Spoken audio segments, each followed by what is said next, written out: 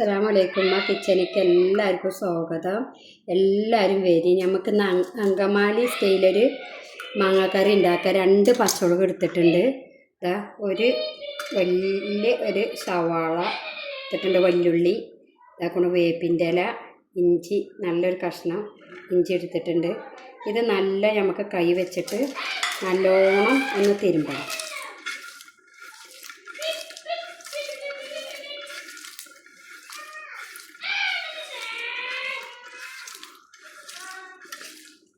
നല്ല കൈകൊണ്ട് ഇത് ഈ വലിയ ഉള്ളി, വേപ്പിൻ്റെ ഇലയും പച്ചമുളകും ഇഞ്ചിയും വെച്ച് തിരുമ്പുമ്പോൾ ഇതെന്നൊരു മണം വരാറുണ്ട്.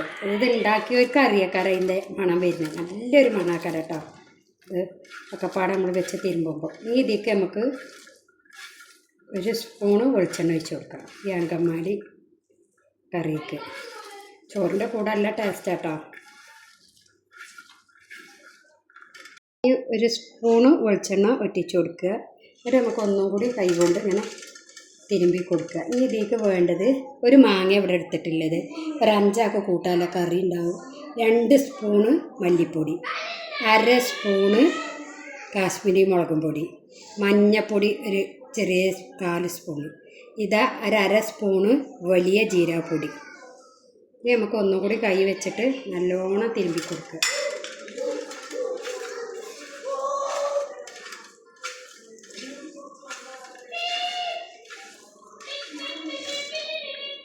ഇനി നമുക്കിത് മാങ്ങ ഇട്ടിട്ടൊന്ന് കൈകൊണ്ട് നല്ല തിരുമ്പി കൊടുക്കുക.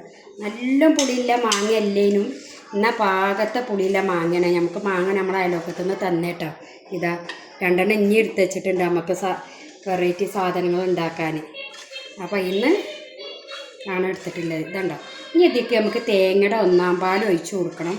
അതിൻ്റെ മുന്നേ ഇതൊരു ഉപ്പ് ഇതിലേക്ക് ഇട്ട് കൊടുക്കുക. കല്ലുപ്പോ പൊടിയുപ്പോ, ഇവിടെ കല്ലുപ്പാണ് ഇട്ട് കൊടുക്കണം. എന്നിട്ട് നമുക്ക് ഒരു 5 മിനിറ്റ് ഇങ്ങനെ മൂടി വെക്കുക.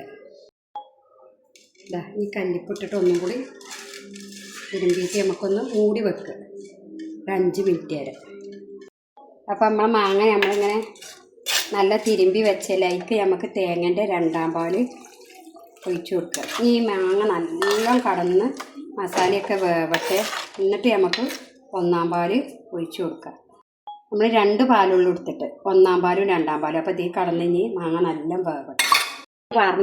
ഒക്കെ നിർത്തിക്കണം കേട്ടോ. തള വന്നപ്പോൾക്ക് എന്നിട്ട് തന്നെ തിളക്കണുണ്ടോ.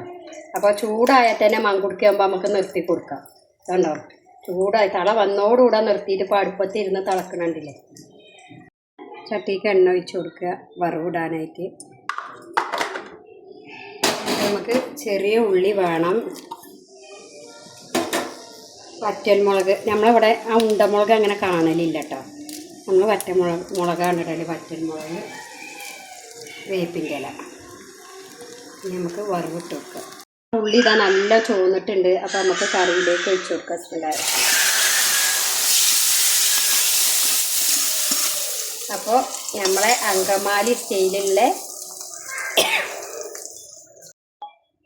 അപ്പോൾ അതാ നമ്മളെ അങ്കമാലി സ്റ്റൈല് മാങ്ങാക്കറി റെഡി ആയിട്ടുണ്ട്. ഉണ്ടാക്കാത്ത മക്കളൊക്കെ ഒന്ന് ഉണ്ടാക്കി നോക്കുക. അത് നമ്മളെ അങ്കമാലി സ്റ്റൈലിലെ മാങ്ങാക്കറിയാണ്. എല്ലാ മക്കളും ഒന്ന് ട്രൈ ചെയ്ത് നോക്കുക.